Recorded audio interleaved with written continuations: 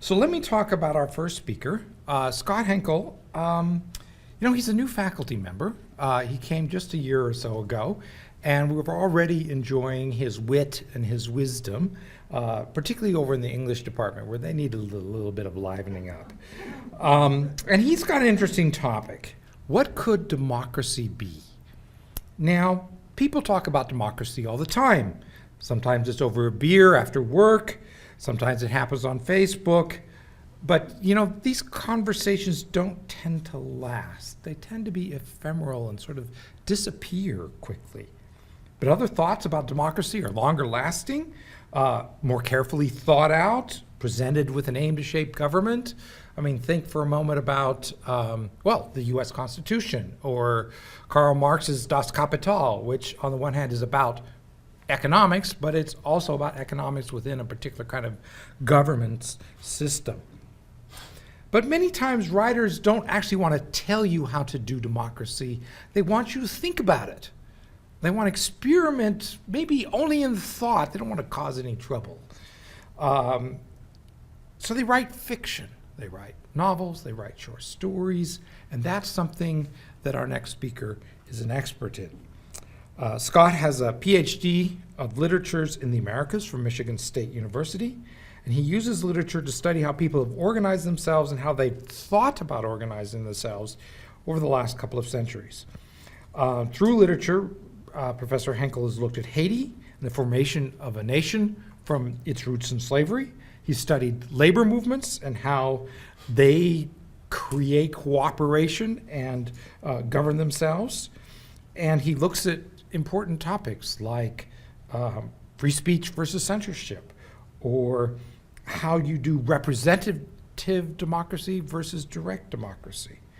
One of my favorite article titles of his is "There are 2,000 leaders, the swarm as a metaphor for democracy." So with that, I'm going to invite Scott up here to tell us what he actually means by all this. So, Scott.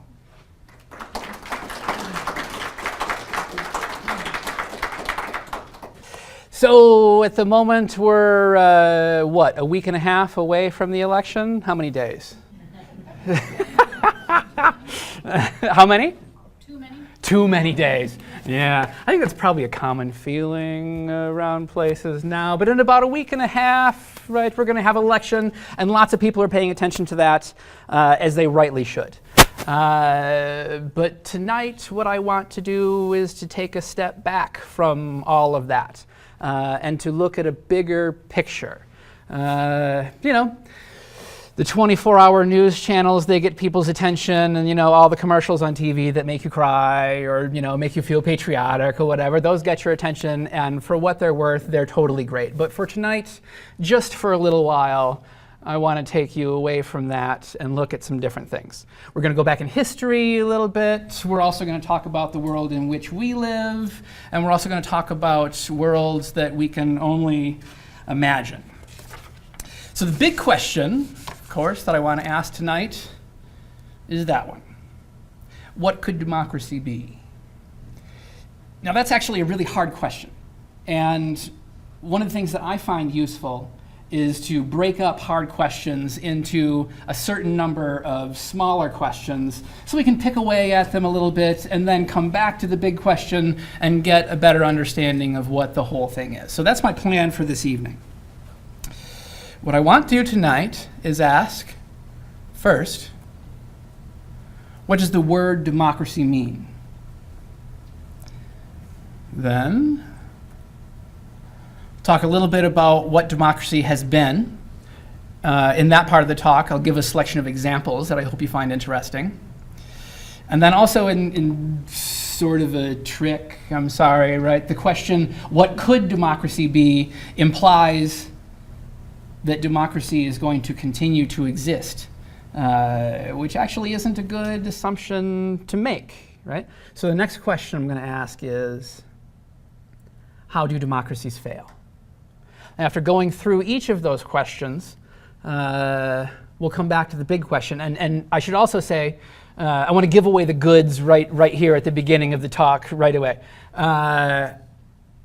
I don't actually have very good answers to any of these questions. So if you're looking for the final definitive answer, I mean, I don't know, maybe Paul or Seth or JJ has better answers to the questions. But what I plan to do tonight is pretty much what Paul said in his introduction of me, is to get us thinking about democracy in a bit of a bigger way. Question. Please. Is the assumption here that the United States is a democracy? Oh, that's an excellent question. That's an excellent question. Would you mind if I left that question for a little bit later on? We're going to talk about it. Can I ask you what you think first? I certainly hope not. You hope not? Oh, very I hope interesting. Very interesting. What I'm going to talk about a little bit later on that question, I'm not going to talk a whole lot about the difference between a democracy and a republic.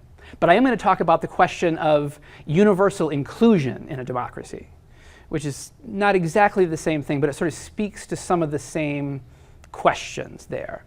We'll also talk about some different forms of how people have organized themselves. So maybe during that time, you can also raise your hand again, ask the question, and maybe we can talk about it a little bit more then. Okay, but the germaneness of the issue is if the assumption is that we're heading into this from the standpoint that the United States is a democracy, it's a false premise. Yeah. So, at no point yet in my talk have I actually said that the United States is a democracy. So would it not be more germane to talk about a republic and educate in what we should be and how we were organized and what was intended, rather than mob rule? Mob rule. Exactly right. Democracy is two wolves and a sheep voting on who gets to be lunch. There was Jefferson. Monroe? Who was that? I don't remember. Yeah, exactly right. Yeah. Well, maybe I'll just give up a little bit more, right? I mean, through much of its history, I'm going to talk about this later on too. Through much of its history, the word democracy has been a really radical word. Lots of people have thought about it as a type of mob rule. You're exactly right. We'll get to that, I promise.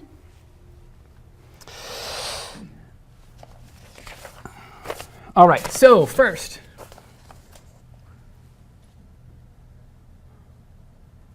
what does the word democracy mean? Our word democracy comes from the Greek, and it suggests a situation where a demos, which means people, have kratos, which means power, rule, or authority.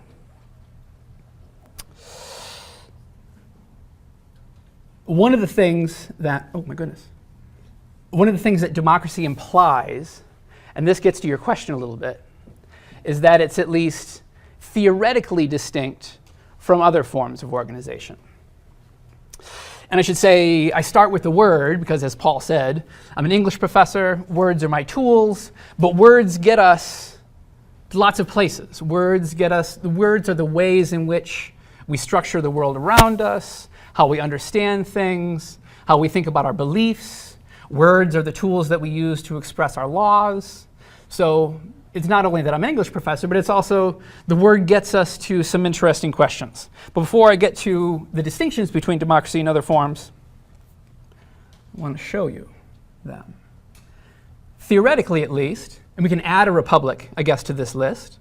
Theoretically, at least, democracy is distinct from, say, an aristocracy.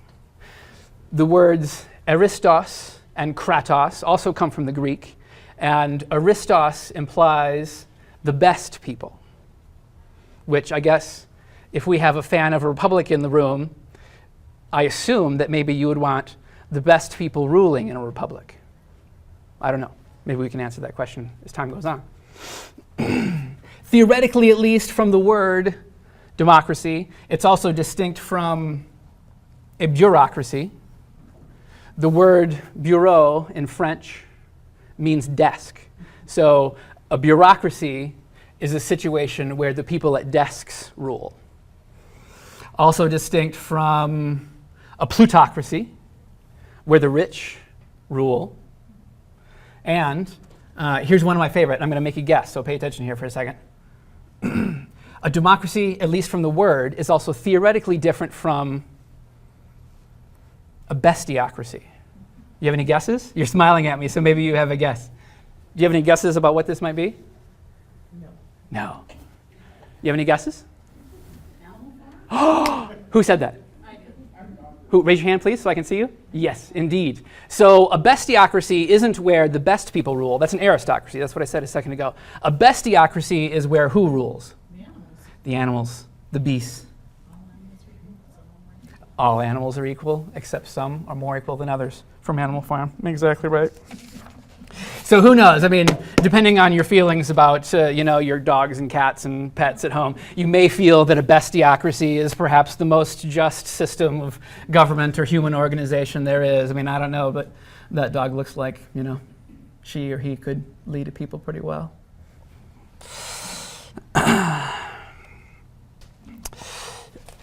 But the reason I start with the word, as I said a second ago, is that it leads us to some of what I think are the hardest questions about a democracy.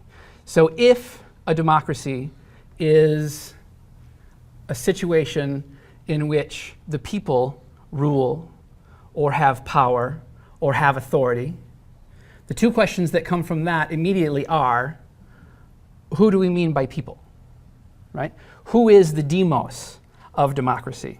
The other question is, what does the kratos of democracy mean? What does it mean to have power? What does it mean to rule? What does it mean to have authority?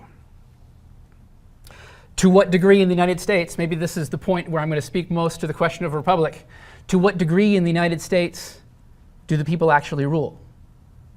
To what degree in the United States ought the people to rule? These are not trivial questions. In the history of the United States, some of the most important questions we have are, who gets included in a democracy? Who is excluded from a democracy? In the early part of the country's history, it was pretty clear who the people that were included were and who the people who were excluded were, right? In the founding documents, it lays it out fairly clearly. And in the laws of each state, I should say, there are exceptions to these rules. For example, in some states in the early republic, emancipated slaves could actually vote. Women could vote in the early republic in certain places, in certain states. But by and large, as a general rule, at the founding, what demos meant was propertied people, right? Which generally meant upper-class white men, to the exclusion of everyone else, right? Working classes, women, people of color, certainly Native Americans, certainly the vast number of enslaved people in the early republic, all were excluded from the demos of democracy. In fact, pro-slavery writers during the 18th and 19th centuries were some of the loudest voices spreading the propaganda that people of color weren't actually people, that they should be explicitly excluded from the demos. Say, for example, one of the most popular writers of the era, John Van Every, who wrote several books, perhaps the most famous of which is this one, Negroes and Negro Slavery. He puts the word slavery in scare quotes for reasons that you can probably intuit. And the subtitle of his talk, of course, gives his argument away, right? The first an inferior race, the latter its normal condition. Pro-slavery writers like Van Every, they were very successful, unfortunately, in their time, leading up to things like the 1857 Dred Scott Supreme Court decision, one of the famous sentences out of which said that people of color, quote, had no rights that a white man need respect, unquote. So the history of how these things have been challenged, the history of how women, workers, ex-slaves, people of color, natives have fought their way into a recognition of their humanity has largely come from political movements demanding that it be so. Your mayor, very excellently, talked about the power of people cooperating, the power that happens when people gather together in order to achieve their goals, goals that they probably wouldn't have been able to achieve had they just tried to do things on their own. But for women, for the ex-slave population, how do they get recognized as part of the demos of democracy? By demanding it, often by demanding it together. Here in Wyoming, of course, we're the recipients of this excellent history of protest, right? The women who agitate, so this is an image of suffrage marchers in New York. I think this is early 20th century. You know, we here in Wyoming are the beneficiaries of this work well before this protest march happened, right? People like Elizabeth Cady Stanton and Susan B. Anthony, they had learned how to organize. They had learned how to agitate for their rights by being participants in the earlier abolition movement. And after the Civil War, one of the things that they did was to take all those skills that they learned in those movements and apply them to their own rights, right? And I'm a short-time Wyoming resident. Almost everybody in this room, I would bet all the money in my pocket, which isn't very much, but I would bet all the money in my pocket that all of you have lived in Wyoming much longer than I have. You know this better than I do, right? But the Wyoming State Constitution is, you know, the fruit of all of this labor, right? One of the first document in the United States to legally recognize a woman's right to vote. When that happened, Susan B. Anthony said, quote, "Wyoming is the only place on God's green earth that can consistently call itself the land of the free," unquote.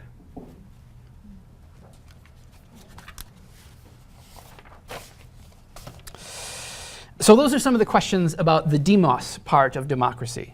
The questions about the kratos part of democracy are no less complicated. And one of the reasons that the problems of the kratos of democracy are complicated is that for English language speakers, English only has one word for power, whereas other languages have two or more words. So, for example, Latin has potentia and potestas. Haitian Creole has puissance and pouvoir. French has puissance and pouvoir. Spanish has fuerza and poder. Italian has potenza and potere. German has Macht, Vermögen, and Gewalt. The first of these two terms generally refers to the power of human capacity. Yeah, totally. She's strong, huh? And he's smart. They both are. This is the power in our brains and our muscles. This power is in learning, this power is in striving and producing. It's the power inherent in human capacity. The second of these terms generally refers to the power of how we relate to one another. This is the power to influence, to guide, or to teach another person. It is also the power to overpower, the power to control, the power to dominate another person. It's the power in the whole range of human interactions. This here is one of my heroes, Muhammad Ali. This was a guy who knew things in his brain and had power in his muscles. So he knew a lot about the first type of power that I mentioned a moment ago. And he also knew a lot about the second type of power, the power of relating to one another. Here on our left, with George Foreman, of course, he shows the power to dominate another person. On the right, he shows the power to mentor another person, to teach, to show the power of a good example. Another way that this is complicated is that the distinction between these two types of power isn't always so clear, right? So again, keeping with Muhammad Ali, on the right, his intelligence, a characteristic that's inherent to his brain, can also be used to teach and to mentor, right? On the left, the power of his muscles can also be used to dominate another fighter. Right? I don't think it's useful to say one of these types of power is good or bad. They're part of the human experience, right? The power to learn a new language, the power to learn a new idea, good. But it can be used, that information, for purposes that we might not think are so good. Just like the power in relating to others can be used for purposes that most of us, at least, would describe as ethical, teaching, mentoring, that sort of thing. They can also be used for purposes that might not be seen as ethical, probably not seen as ethical, bullying, dominating another.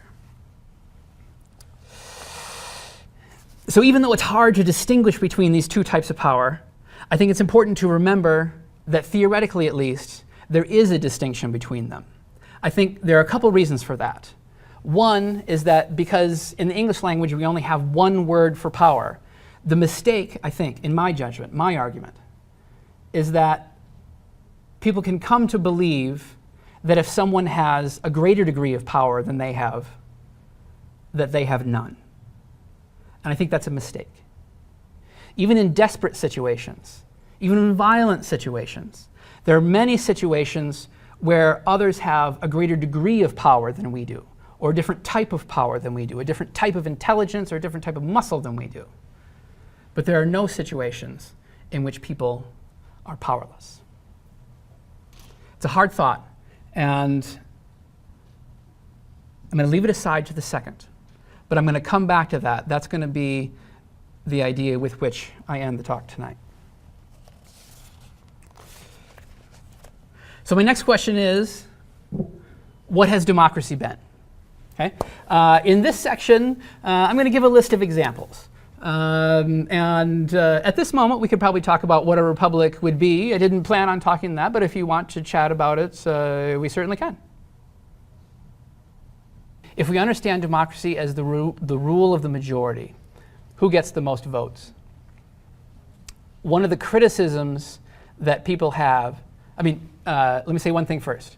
The idea that people a century and a half ago knew enough to comment on the specifics of our world now, I think that's problematic. To say, however, that the people who designed the United States thought in very hard ways about how to construct a system that would endure, also a very good question and a very hard question. All right? One of the things that I think is useful for people to think about is whether the framers of the United States ought to be put on such a plane that it makes them seem better than the rest of us. I would put any of them up against any educated person in this country today. Yeah, it's a tall order. Now, how many people live in the United States? Several million people, and they were several dozen people. Yeah, they were people. They were educated people. They were bright people. They had failings too. Well, of course. Yeah, and they had failings, some of which we're still dealing with. For example, the founders, their generation, they wrestled over the question of slavery, for example, and left it for future generations to fix. I don't know that I would call that moral. They made lots of decisions for lots of good reasons, right? And I wasn't there. I can't question what the minutiae of all those were. But one thing that I think is worth remembering is that we're all people to some degree. And to show some as always and only better than everyone else, I think sets all of us up for failure. So, What I'm going to do here, I'm actually not going to talk a whole lot about the ways legislatures are set up, or some countries have parliamentary democracies, some states have very strong governors and very weak legislators, some states have the reverse. I'm not going to go into a whole lot very much. You can spend an interesting evening doing some library research in this wonderful, beautiful library about the different ways that countries and states arrange their democracies. But what I want to show you is some surprising examples, right? One of the things that I want to suggest is that democracy isn't just under Capitol domes. For people like me, I think that's a good thing, but perhaps to people like our friend, you might say that's not such a good thing. But here's some interesting examples. I know a couple people because I asked you. You watch The Walking Dead? You watch The Walking Dead, some of you? Yeah, you're smiling at me. Okay. So if you haven't seen it, I'm not going to give away anything, but I'm going to, The Walking Dead, the premise of the show is when we meet our main characters, a zombie apocalypse has already happened. The former United States has already fallen. I mean, there's no government. There are some people who used to be police, and I think that's totally interesting. Our main characters is a group of people, and as they travel around, they come into contact with various communities, and these communities organize themselves in various types of ways. So for the, let me just speak in the most general of ways. For the most part, our main cast of characters are a type of informal democracy, right? They get together, they talk about what to do. So have any of you sat around a table like we have in the upper right-hand corner and just discussed, what are we going to do in this situation? Have any of you done that? Yeah, of course, most of you have, right? Or around a campfire, or whatever, at work or whatever. That too is a type of democracy. And that's how the main characters in The Walking Dead generally organize themselves, except when things get really hot, of course, and the zombies are all sort of like coming around and people are in danger. And that's what leads perhaps our main character, whose name is Rick, in the upper left-hand corner. At one point, I think it's like season 1 or season 2, they're in real danger and they're talking and they're like, what do we do? What do we do? And Rick says basically, shut up.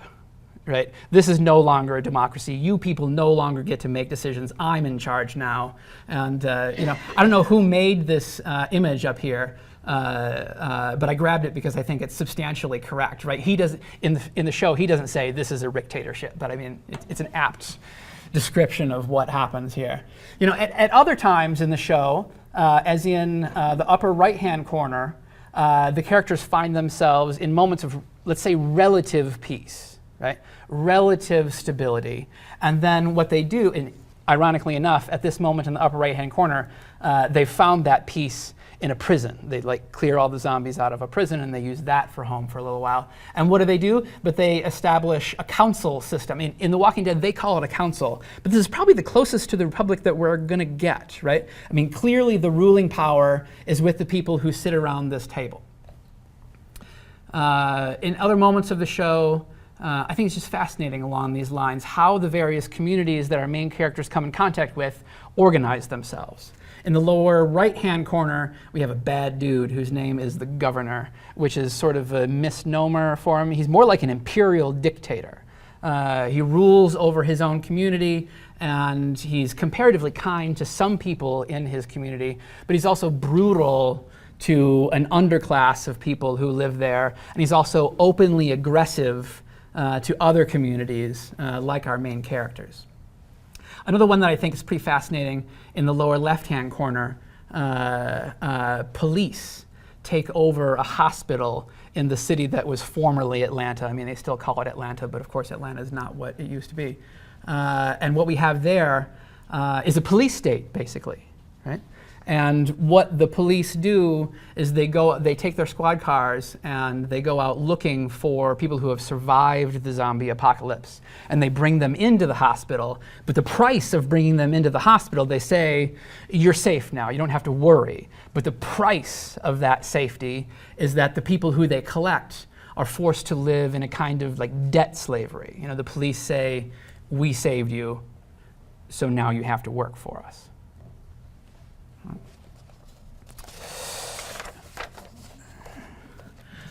The way that the characters in The Walking Dead sort of vacillate between, let's just call it, some sort of informal democracy and a rictatorship. I'm just going to appropriate that because I think it's a good name. It actually has some historical examples behind it. When groups sort of vacillate between a hierarchical organization where people are command and others follow, and a more broadly distributed democracy. And it's at this point where I have to say, it took a really long time, and maybe we're still not there because we have people in the room who wouldn't want me to say what I'm about ready to say, but it took a very long time to get to the point where democracy was at least a broadly accepted word, right? Even if we have criticisms of it. And you're not alone there. In fact, I'm probably with you on some pieces. Not everything, but on some pieces, right? How we got to the point where people thought of democracy as common, as normative, as like an institution under which we live. I mean, that has been a long journey. In fact, through the vast majority of the word's history, people talk about democracy as, frankly, sometimes people talk about socialism in our era. Socialism, we can't talk about that. I mean, this is just so crazy of an idea, we wouldn't want to do that. I mean, the irony is that through much of the word democracy's history, people have thought about democracy in the exact same way because people thought it was, what was your phrase? Let's play hangman. M-O, mob rule, because most people thought it was mob rule. We wouldn't want to do that. Well, there's some truth to that, right? Historically, during the 17th and 18th centuries, the places where one found democratic organization was places like pirate ships, interestingly enough. Most of the people who became pirates in the 17th and 18th centuries, they were refugees of a sort. They were escaping lives in slavery. They were escaping conscription from many of the Atlantic world powers' imperial navies at this point. And what they did over a very long period of time was slowly establish a method of organization that looked substantially different from those hierarchies, right? I've had enough of being on the bottom. I want to be in a system that looks different from the one that previously oppressed me. A book that I highly recommend, and at the end, I don't have a bibliography of sorts, but I have a list of books that I took the ideas from this talk, and I'll put them up there. And one of those is Peter Linebaugh and Marcus Rediker's book titled The Many-Headed Hydra. They spend a chapter talking about the organization of pirate ships, among many other things. And one of the things that they say about them is, quote, let me advance one slide, by the way. We're well past the Walking Dead, although we're going to come back to it a little bit. One of the things that Linebaugh and Rediker write is that, quote, the pirate ship was democratic in an undemocratic age. The pirates allowed their captain unquestioned authority in chase and battle, but otherwise insisted that he be governed by a majority.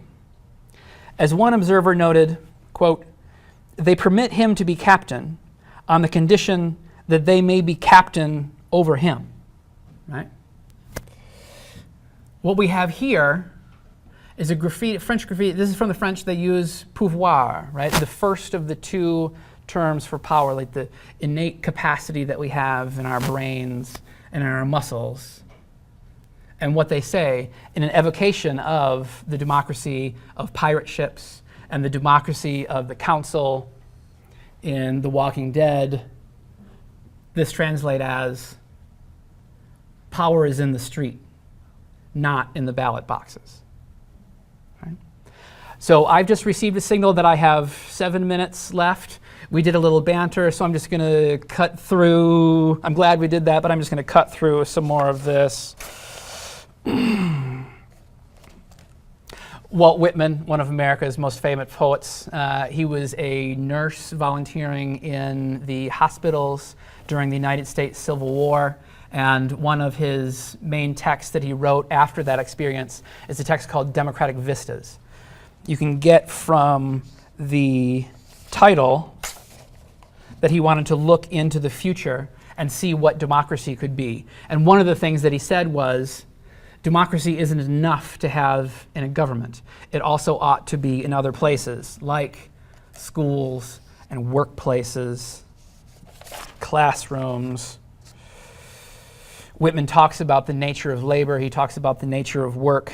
And it's curious. I'll cut to it a little bit. But one wonders if the places in which we worked were governed democratically, would you vote for a different boss? Would you vote to send the current boss out on his ear? I mean, I wonder. You'd have the current Congress voting themselves pay raises. Could very well be. The last example that I want to talk about comes from a 20th century writer from Trinidad. His name is C.L.R. James.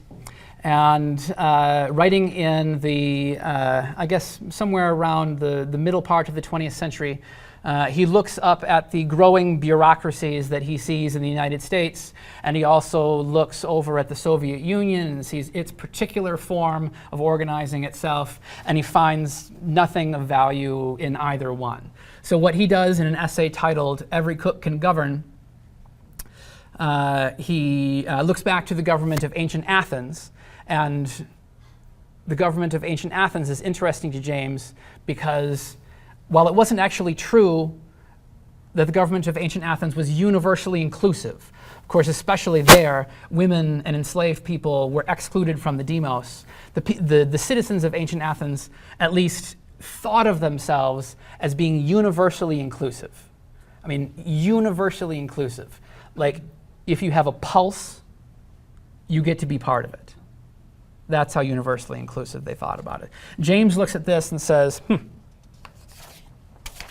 that's not a bad idea. Okay, so I'm going to go ever so quickly through this. How do democracies fail? The short answer is people get scared. You watch Star Wars?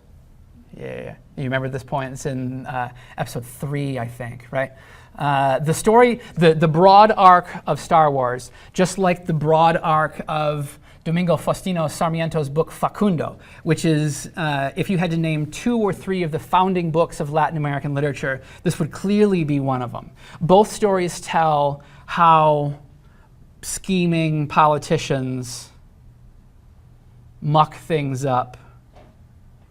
In both scenarios, the vehicle for a scheming politician to grow in his power is to cultivate a war. And not just a war far off, but a war right up close. So everyone is afraid. Everyone mistrusts their neighbors. Everyone is so afraid that they're looking for someone, anyone, to say, I'm going to stop this. What I need to stop this is for you to give me the power to do so. In Star Wars, right, at this moment, right, this is when Padme Amidala, who is Luke and Leia Skywalker's mother, she is a member of the Galactic Senate at this point, and she's in the Senate chamber, and the person who eventually is going to become the Emperor, he is asking for a greater amount of power so that he can end the war. And of course, he's successful in that asking, and this is when she says, so this is how liberty dies, with thunderous applause. Same story goes in Facundo.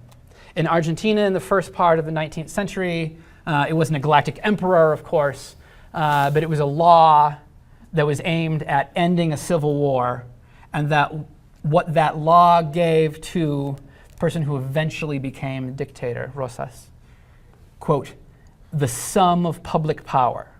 So every part of the government under this law came to him. You can imagine what kind of consequences followed from that type of decision. But when people are scared enough, that's when they'll give up their power. Democracies fail in a lot of ways, but one of the most common is if people can't be alienated from their power, if there are certain inalienable rights, the objective isn't to stop them from expressing their rights, but to get them to give it up. So I'm happy to say that fear is not the moral of my story tonight. It's an important lesson to learn, but that's not the point on which I'm going to end. The question of what democracy could be doesn't have a single answer. It's one for all of us to keep asking in every future generation, whether we want it or not, whether it's an effective form of organization or not. If it is an effective form of organization, and if it is something we want, how can it be improved upon? If a democracy is a situation where a demos, or people, have kratos, which is power, rule, or authority, we can always ask ourselves, who do we want to be? How do we want to use the power that we have? This power isn't just in me. This power isn't just in you. This power is in all of us. Have you learned a new language ever? Have you learned an instrument? Have you read a book that told you a new vocabulary word? Have you on Friday did more bicep curls or whatever you do at the gym than you did on the previous Wednesday, right?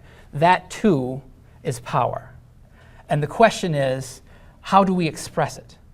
Do we use it for purposes that are ethical? Do we use it for purposes that are unethical? It's a hard question that always demands asking. Every single one of us is capable of both great kindness and great cruelty. How we use that power, how we express our humanity, makes all the difference. Thank you.